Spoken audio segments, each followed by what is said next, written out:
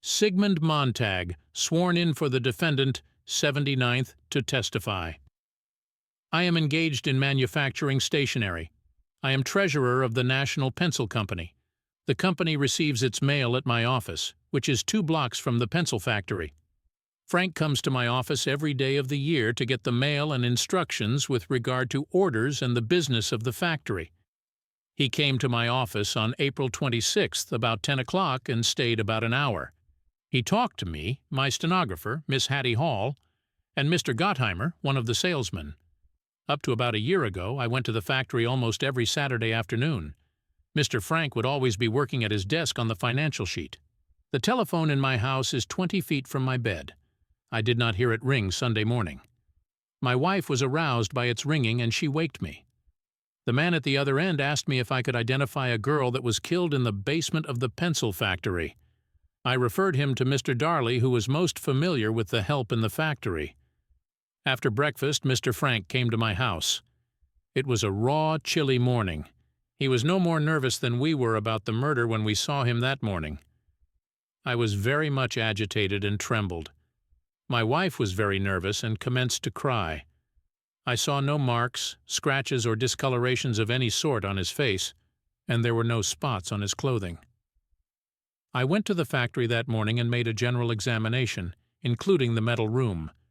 We saw nothing on the floor. Frank was very much nervous and agitated when he told us about the occurrence. We have a great many accidents in the metal room. They would be brought to the front of the building into the office. I heard that about 9 o'clock Monday morning Mr. Frank had been taken to police headquarters. I knew that he had a very limited acquaintance there, and I therefore telephoned for Mr. Herbert Haas, my personal counsel and counsel for the pencil company, to go down there. Mr. Haas answered that he didn't like to leave home that morning, that his wife was expecting a new arrival, so I sent my automobile after him. Mr. Haas came back and said he was refused admittance to Mr. Frank at the station house, and said he was going to telephone Mr. Rosser. He then telephoned for Mr. Rosser. That was between 10:30 and 11. Mr. Rosser came down to the station house 30 or 40 minutes later. I saw Mr. Rosser go upstairs. About 40 minutes later, Mr. Black and Mr. Haas left police headquarters with Mr. Frank. I always received the financial sheet on Monday morning. Mr. Frank would bring them over in envelopes.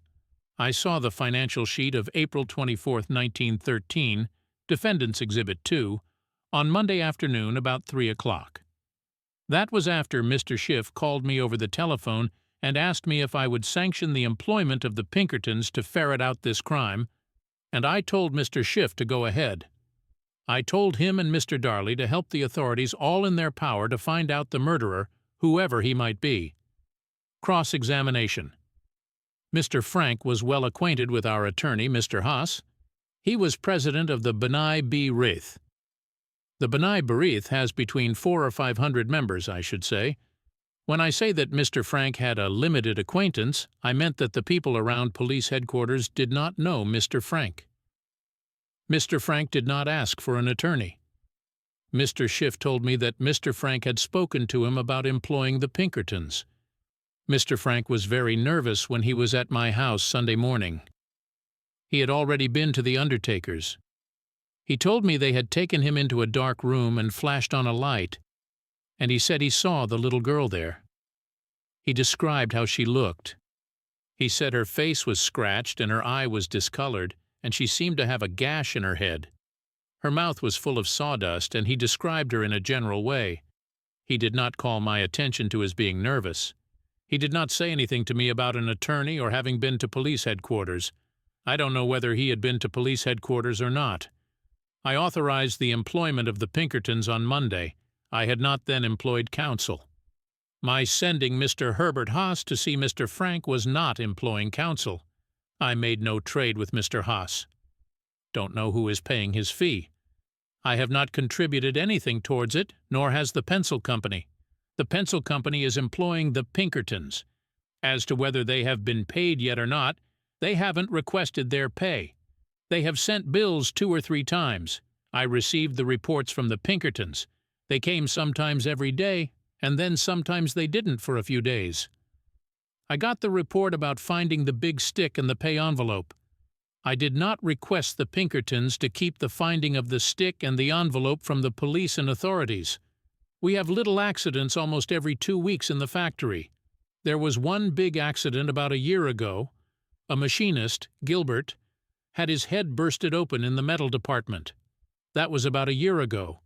The insurance company ordered us to clean up the factory about a week after Mary Fagan's death. Redirect examination. Superintendent Pierce of the Pinkertons told me that his reports would be furnished to the police before they came to me.